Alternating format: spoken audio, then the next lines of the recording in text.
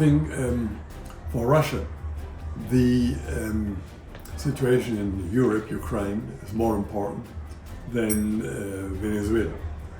But I think the present situation will create more tensions between Russia and the United States as well. What means, when we look at Ukraine again, that it will be more difficult to find in the end peaceful solution for the conflict we are facing there. So on the other hand, we have a very clear concept of measures against Russia in relationship to the situation in Ukraine. And so what the United States do corresponds to these decisions taken by NATO and by the European Union together with the United States. If the United States would invade Greenland, that would change the picture. Denmark is a member of NATO. Greenland is part of Denmark, so that would create a conflict within NATO, and that would complicate things extremely. So for sure, the Europeans have to finally find their own way to define their military strength and to be more to be less dependent on the United States.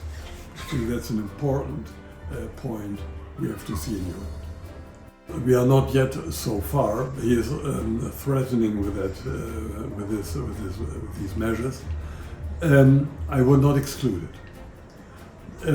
I hope that in the end the Mexican and the US government will find a common position how to deal with this problem. But perhaps in case the Mexican authorities are not able to handle it, they might in the end depend on more support from the United States.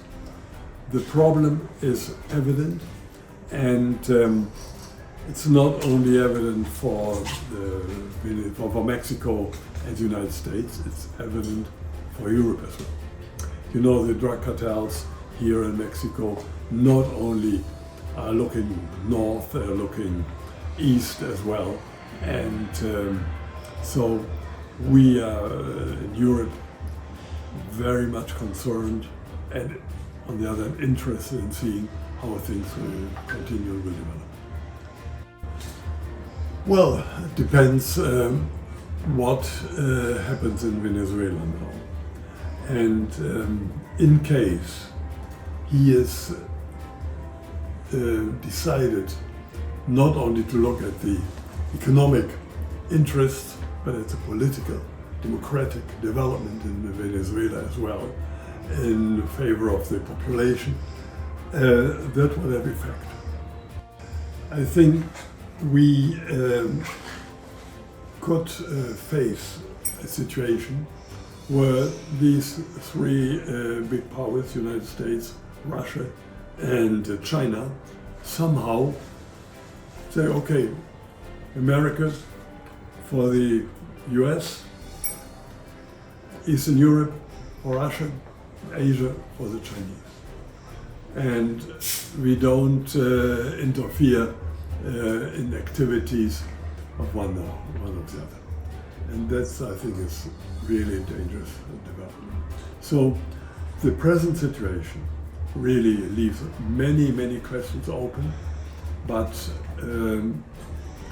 I'm not extremely optimistic.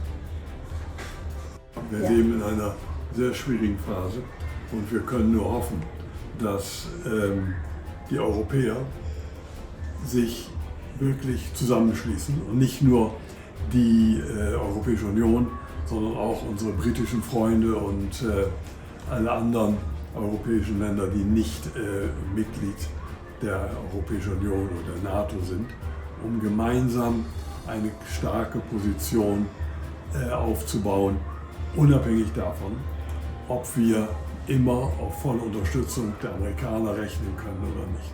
In der Vergangenheit haben wir immer auf die Amerikaner vertraut und wenn ich zurückdenke, nach dem Zweiten Weltkrieg haben die Amerikaner Deutschland insbesondere, aber auch die anderen europäischen Länder sehr, sehr, sehr stark unterstützt in ihrer Entwicklung und da sind wir unverändert und sehr dankbar für.